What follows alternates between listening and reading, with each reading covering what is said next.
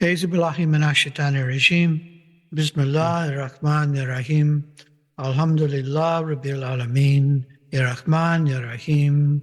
Maliki Yawmiddin. Iyyaka na'budu wa iyyaka nasta'in. Ihdina siratal mustaqim.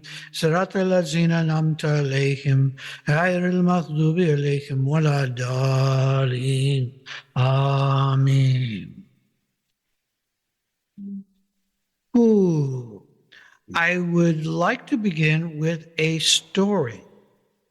And then I will tell you why it was an interesting story, but I think you may also have some ideas about this as well. So the story is called The Wayward Princess. And you may know someone like this, someone who, like this certain king, believed everything that he'd been taught and what he believed, and that it was right. And in many ways, he was just a person, but he was one whose ideas were, well, let's say it as it is, limited. So one day he said to his 3 daughters, "All that I have is yours, or will be yours, and through me you have obtained your life, and it is my will which determines your future, and hence your fate." Well, dutifully and quite persuaded of the truth of this, 2 of the girls agreed. The 3rd daughter, though, said, "Although my position demands that I be obedient to the laws, I cannot believe that my fate must always be determined by your opinions." "Oh, we'll see about that," said the king. And he ordered her to be imprisoned in a small cell where she languished for years. Meanwhile, the king and his obedient daughters spent freely of the wealth which would otherwise have been expended upon her. The king said to himself, "This girl lies in prison not by her own will, but by mine. This proves sufficiently for any logical person that it is my will, not hers, which is determining her fate." The people of the country, hearing of their princess's situation, said to one another, "She must have done something very bad for this monarch with whom we find no fault to treat his own flesh and blood." For they had not arrived at the point where they felt the need to dispute the king's assumption of wrongness in everything. So from time to time, the king visited the girl. Although she was pale and weakened from her imprisonment, she refused to change her attitude. Finally, the king's patience came to an end, and he said, "Your continued defiance will only annoy me further and seem to weaken my rights if you stay within my realms. I could legally kill you, but I am humble and merciful. I therefore banish you into the wilderness that's next to my territory. This wilderness is inhabited only by wild beasts and such eccentric outcasts who cannot survive in our rational and reasonable society. There, you will soon discover whether you can have an existence apart from that of your family, and if you can, whether you prefer it to ours." His decree was at once obeyed, and she was conveyed to the borders of the kingdom. The princess found herself set loose in a wild land which bore little resemblance to the sheltered surroundings of her upbringing. I mean, she'd been in a castle. She'd seen and ate so well, but here, well, she learned that a cave would have to serve for a house, and that nuts and fruit came from trees as well as from the golden plates and that warmth came from the sun. Now, this wilderness had a climate and a way of existing of its own. And after some time, she had so ordered her life that she had set up some water from springs nearby. She had vegetables she was growing from the earth and a fire from a tree that she'd put next to her in a rock circle. And here she said to herself, "This is a life whose elements belong together. They form a completeness. Yet neither individually nor collectively do they obey the commands of my father, the king." One day, a lost traveler, as it happened, a man of great riches and ingenuity, came upon the exiled princess. Yes, they fell in love, and he took her back to his own country where they were married. After a year or so, the two decided to return to the wilderness, where they built a huge and prosperous city where their wisdom, resources, and faith were expressed to their fullest possible extent. Now, the eccentrics and the other outcasts, many of them thought to be crazy, harmonized completely and usefully within this many-sided life. The city and its surrounding countryside became known throughout the entire world as a place before you could go and find power and beauty that outshone any of the realms of the princess's father.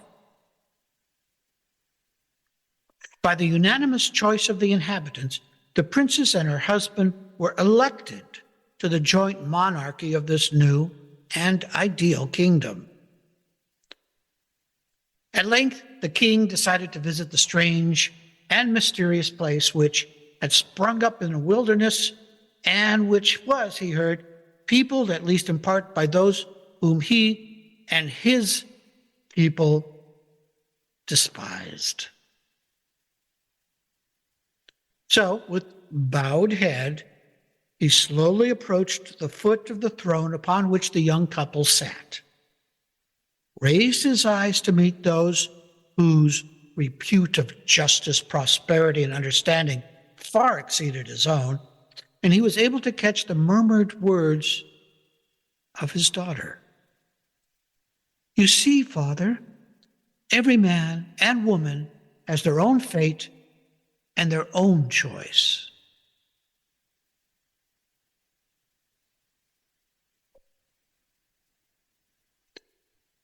Now, this is a story that Sultan Saladin, according to his Sufi manuscript, met the great teacher Ahmed al-Rifai, founder of the Rifai order, the Howling Dervishes, and asked him several questions. And this story was related by Rifai in answer to the inquiry. This is the question that was originally asked: "What reason, if any, have you for supposing that the imposition of the rule of the law is insufficient for maintaining happiness and justice?" The actual meeting took place in 1174, but the story, which is known in other traditions than this one, has been used since to illustrate the possibility of a different state of consciousness in humanity. So, what is your takeaway, O people of the Rifai? I have a question. Was it the law that the daughters had to be obedient to the king? Well, he was their father and their king, and cultural law, the paradigm, cultural paradigm. She rejected the idea that he could determine her whole fate. But she didn't actually do anything, did she? She just said, "You can't decide my fate." She was challenging him in a very, very primal way. She was saying, "You are responsible for you, but you're not responsible for me. As an adult, you can't tell me what to do." You're my father, and I honor that, but that's it. And what this is, it sets up the idea of the power of society as it is. This is how things are, and you obey them, or you're breaking laws, or you're pushing against the river, you're making waves. We don't like that here. I guess the thing that comes to me is that there is the Sharia, and then there are levels above that. And I was thinking about it in terms of we have to have the flexibility to stay in tune. I mean, there's a adab when we don't know what to do, but we have to have the flexibility to stay in tune to what the right answer, what the right thing to do at any particular moment is. I guess just because there's a lot of talk of choice, personal choice in that story. I think that's why I was asking, did she actually break any rules or any laws? Because I think what's interesting is that usually if you follow your heart and you follow adab, it usually accords with Sharia anyway. So it's like, was she really breaking any? She wasn't really breaking any Sharia or any like official law as such. She was just asserting her independence. Yes. And But I following think there's, what her heart was saying. yes. But, take this also as the metaphor that it is, which is we're born into a culture and a religion or whatever surrounds you that tells you how things are to be.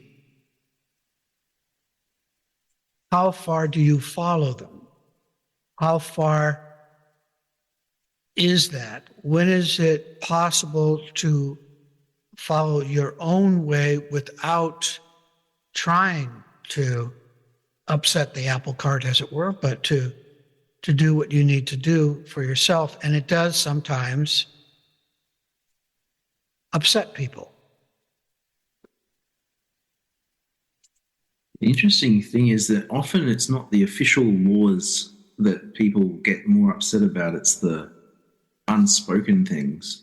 Like if I get a speeding ticket, none of my Australian acquaintances really care.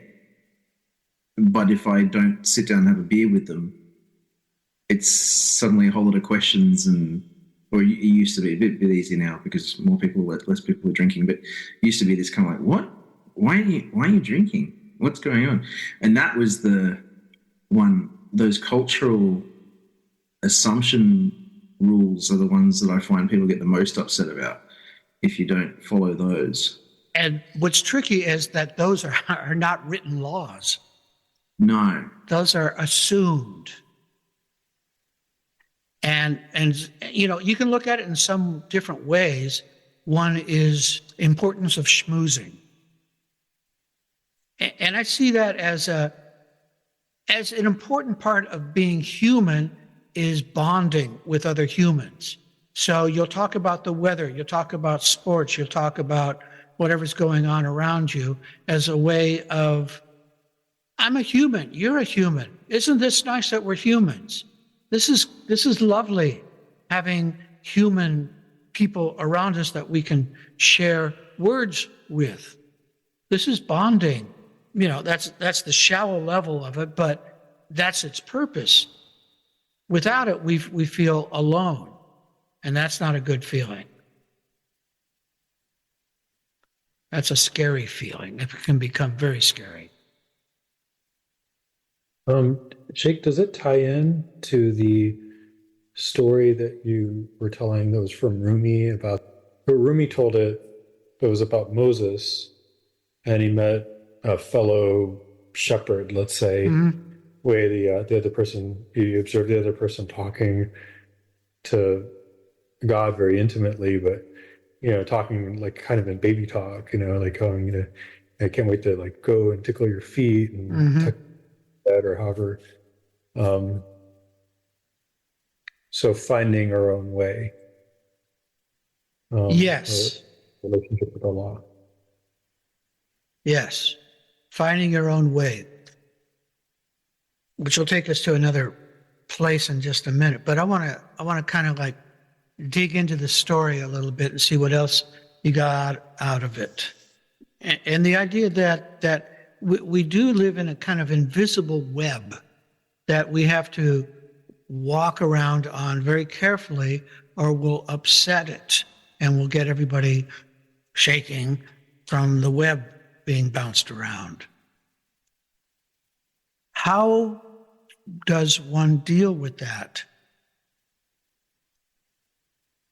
We want to be nice. We don't want to upset people. We want people to feel good. But when it comes down to it, what's the most important thing? I think it's about being able to respond to those pressures, reacting in a counter pressure way. So when you hear her, she doesn't say to the king, well, no, I'm going to control you because you want to control me. She just says, sorry, I know you're my dad, but you aren't going to determine my whole life. And it's the adab is there where she's putting up a boundary, but she's not being disrespectful or angry or arrogant. And I think that's where you feel those pressures sometimes to push you in a way that doesn't align with Allah or with your own purpose. And the tendency is to go, ah. But if you take the step back and go, thank you for that idea, but no. No, thank you. I'm going to do this. I've had that a lot at work recently. Being a new person, you get a lot of people telling you what to do and often telling you opposite things. And so you have to go, thank you. I'm going to do this now. Yeah. Or one I had to deal with was continuous advice without it being requested, and trying to figure out, how do I tell these people, I'll let you know when I need advice? How do you come at, especially if they're your parents? It was a long road to finally going, listen, advice is not nice unless we ask for it, okay? Thank you, but we'll let you know. So getting to that point, though, where you're not reacting, but observing, that's part of the purpose of fighting the nafs, so that you can get to a point where you can step back enough to be able to go, oh, I see what's going on. You want this, but it has nothing to do with me. That's your thing. Well, how can we resolve this? And each situation's a little different flavors. I found it interesting that, first of all, as John was saying, she never, she didn't talk back to him. She didn't go off on him. And she accepted her punishment. We don't know how she was in that prison cell. There's nothing about her whining and, getting angry or anything. So we don't know. But when she was sent to the forest, suddenly she was very resourceful. She was very observant, and she found everything she needed and built a life living in harmony with her surroundings, and found nourishment and shelter. And so I found that part of it really interesting. She didn't talk back. And when she had the opportunity to kind of go her own way, she was quite capable and, in tune, in harmony, and found the love of her life. And what do you take from that? Well, that both things are want to say good, that, not talking back, not making a big scene, trying to just say, well, fine, that's what you want. It doesn't sit well with me. I can't do that. I'll take your advice under consideration. And when the opportunity arises, go, and do things in a way that you're inspired to do them. Mm-hmm. And obviously, she had a strong connection.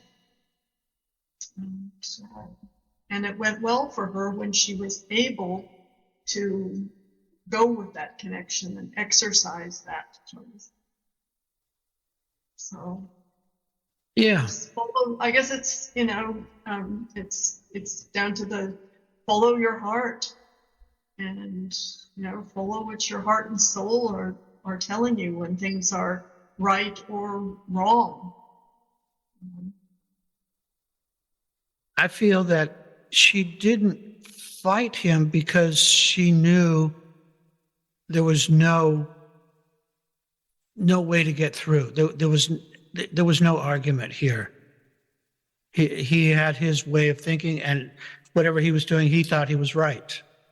And when somebody thinks they're right, there's an opportunity to learn from both sides. It also reminded me of, I think it's a Robert McKee thing, the story guy, the idea that character is destiny. So she's saying, you don't control my destiny, because in a way your destiny is who you are. Who you are decides what choices you make, and that determines your destiny. And then you see her, like Rosie was saying, the resourcefulness, which is part of her character, comes out when she's left alone. And the determination and the imagination and all of those things that make her who she is, when put into an extreme situation, her character responds in its way. And that is her destiny. That's how her destiny is fulfilled, because it's who she is. It's not something that can be taken away from her. That's very good. And that then brings up the thing I wanted to talk about, which is Ashhadu an la ilaha illallah wa ashhadu anna Muhammadan Rasulullah. What is the translation of that, please? Yeah, shadowing. What is a shadowing? What is that word? Ashhadu means I bear witness. That's it. What is this witness? Who is witnessing this? What does that mean? You're not saying I believe. I am witnessing that I am saying this. What about this witness? What does that mean? What are they talking about? Is it Allah seeing Allah? Okay. There are those phrases like the God in me greets the God in you. Well, that's our job, isn't it? To bear witness to Allahness, to be aware, to remember, to do zikr of Allah. So, bearing witness, La ilaha illallah, means that you're trying to remember and keep in mind and be aware that there is nothing but Allah. Alameen, your thoughts? Yeah, when you talk about that, the soul being, or, whether it's the heart, our connection to Allah is the witness. So just imagining oneself being removed from the daily self, and it's almost like, I think I described it like hovering over you and just witnessing actions, behaviours, etc., and then what this one start to experience is, that separation of who you think you are to the deeper self, who you truly are. Mm-hmm. Imagine each of us has a witness inside, unaffected by any of the outer circumstances into which we're born. This witness is not gender or age-based. This observer is watching when certain lessons are learned, how problems are solved or exacerbated. Plus, there is all the beauty, paradoxes, loves, and joys happening around the watcher. It's had many names. In ancient Rome, it was called genius in men and Juno in women. It was kind of related to a guardian angel or guide, or maybe even soul. So maybe all humans have this inner watcher. But during one's life, it's pushed aside or covered with a mask we tend to call me. For the moment, let's name this your soul. It's for us to talk about this. Also, for the sake of a different perspective, let's imagine that this soul is the real you and is constantly aware, gathering information about your journey here on the earth and deep within yourself. This ain't just any adventure. We're not talking about only this moment or life, but a grand odyssey that extends through many lives, many times. Some lives you're female, others male, experiencing all these different kinds of situations, relationships, families, and discoveries. You've experienced all of this with lots of gain and loss, wars, famines. So the idea behind most spiritual paths is to help you clarify which is the mask and which is your soul. In life, we have millions of reminders of this truth everywhere. There's metaphors, analogies, stories, and visuals to remind you of what you see and feel is not even half the truth. Or maybe it's all lies of what is actually happening. So, we're in a game of hide and seek. You are given the elements of the mask to see if you can identify what is true and false. And a moment of awakening occurs when you realize the mask is not you. The concept of time itself shifts a little bit, and time itself is not exactly what you thought it was or is. Now, perhaps some of us have been going around this samsara merry-go-round for millennia, whereas others might just be getting started. Maybe that's why the polarity we're now experiencing is like revealing old souls who know from experience why compassion, mercy, and empathy are vital for the human race to continue, while maybe some of the newer souls have yet to learn that truth. Science is evidence and experimentally based. This hypothesis that you and your witness are here to learn, that's kind of mysterious, but it's never hidden. As Mevlana Rumi says, in a kind of moving the words around, truth itself is an open secret, meaning if you look for the truth, you will find it is always available. We may not remember our previous lives or deaths, but just consider how much you know now and how many mysteries still follow you. So many unresolved stories, coincidences, and dramas. A chapter ends, but the story continues. How do you awaken the witness? Well, that can be both difficult and simple. If you begin by tending to want to know the truth about life and death, you might start by saying, please help me to see and know the truth about myself and my life. So this intention is kind of like the primary gear that gets this quest going. And if you keep the question in the forefront of your consciousness, you will notice soon that there's data and information appearing with the answers. Warning. Have no expectations and stay grounded.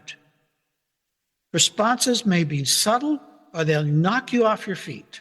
So remember to continue to breathe slowly and deeply.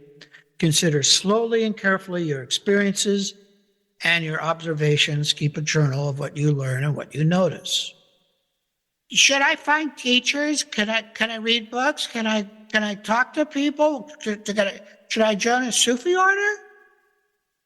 Huh? Well, yeah, but any teacher or teachings are going to only show you how to find your witness and how to deal with it appropriately. The work and discovery is all yours. Your truth will probably not be found with others, so part of tuning into the journey will be to learn how to factor in subtle, silent, or quiet appearances of clues, hints, and intuitions, and to learn to look beyond and beneath the surface. Wait a minute. I only believe what I see with my own eyes. That's what I believe. That's what's true to me. Dude, don't rely on your eyes. Well, there's optical illusions and delusions. Images can be faked, hacked, and distorted. And it will only ring true in both your inner and outer world. Seek the source of everything. Your soul is the observer of your inner and outer worlds. Develop a relation with it. Know that it has no opinion, but is there to see it all, as though it's reporting back to Allah to record what you're experiencing. It feeds on and radiates love. When threatened, it retracts and considers. Trials and tribulations increase its growth and depth of understanding. Failure is where it thrives and matures. How you deal with failure and success shape the soul. Try and observe yourself in your relationships, as though seen from a corner or other point of view. Become objective in your dealings with the outer world and consider that you are the ambassador of everything that is happening inside you. Now, if we take that and extrapolate from it, we see it, so is every other person in the world doing the same thing. I got an idea. Let's treat each other as representatives of a very complex nation or world. We have no idea what kind of negotiations or wars or conflicts are occurring. Wouldn't it be nice if we were kind and generous to each other, to have good manners and respect? We all want to be loved. Yeah, just adding, just sort of start to begin to discover whenever that practice comes into one's awareness, is that, how much, get more of an understanding how much one has accumulated during their life so far. And, how the cup is full of all that stuff. So it's, a bit of a realization, more of an insight. I've been thinking more and more of Sufism as spiritual toilet training, or spiritual, what do you call it when you get your blood transfused? Or the dialysis. It's a spiritual kidney dialysis. Because, like you say, Alan, you pick up all this stuff over the course of being in life, and a lot of it's not very useful anymore. But if you don't look at it and transform it or discharge it somehow, it builds up. Now, I've been feeling this very much recently because I've been so busy all the time and not having the space or the time to do my business, And then having a couple of days recently where I've been actually on my own and going, oh, yeah, wow, look at all that, you know. Need to do some serious, let it out. And then, because when you get rid of all that stuff, the rest is pretty easy. Like the just being happens when you're not full of all the other crap. But it's tricky because we don't often. I was saying to Sheikh, this week, somehow I know now I need to prioritize it. And that's the hard part in this world. It's not encouraged. So, and even among, family and friends, it's not necessarily encouraged. It's like we all have to be the princess and go, actually, no, this is my way, It's really hard. It's really hard because you got the king going, you will be like this. Work faster, work harder, do more. Help everybody all the time, all at once. What I've discovered is that the processing of all of that stuff takes time, and it takes energy, and it takes alone time that you have to withdraw long enough to be able to just start the process. And then very often in family situations, you get it disrupted.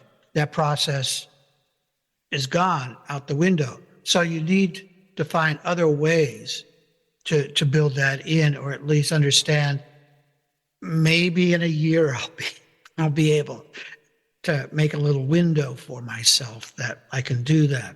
But the processing is as important as it is in a relationship. You have to stay fresh. You have to stay up on what's going on. If you don't, things get moldy.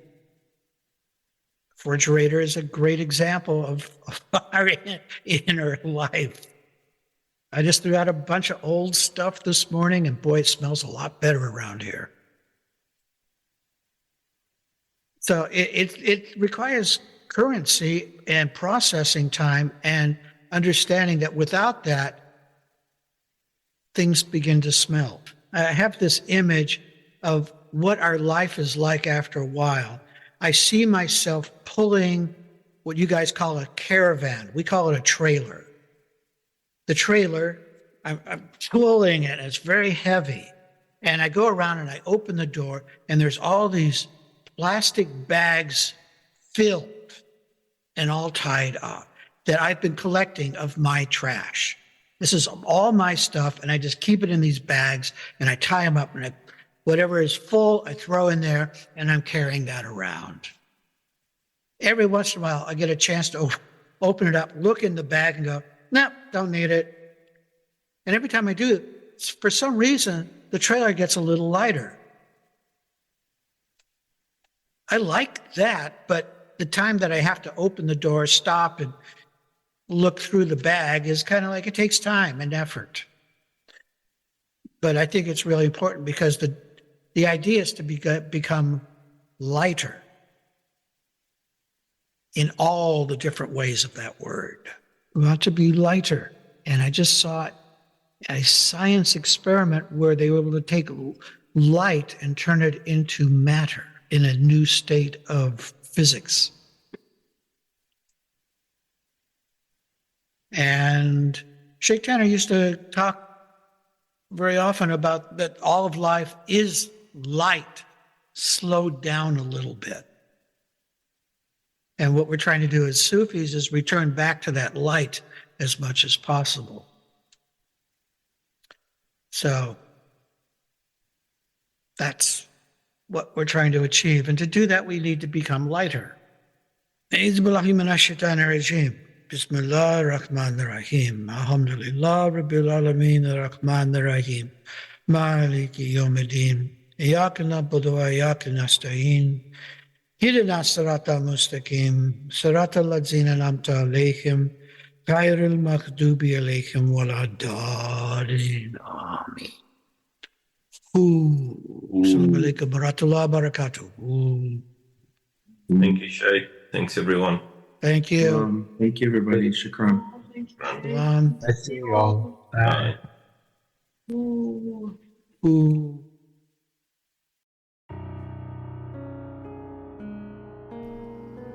Salaam Alaykum, murids, seekers, curious, and interested listeners. We appreciate you. and are happy to share our Sufi message. Your donation will help support our Sufi Center in Sydney, where we do zikr, sohbet, spiritual counseling, and healing services. We believe the message should be free, but it costs equipment, rental, services, software, and hardware to get this to you. So thank you for choosing our podcast among all the millions available. If you go to our website, AnsariSufiOrder.org, you will be able to donate through PayPal whatever you think this information is worth to you. Blessings and love, the Australian Ansari Sufi Order.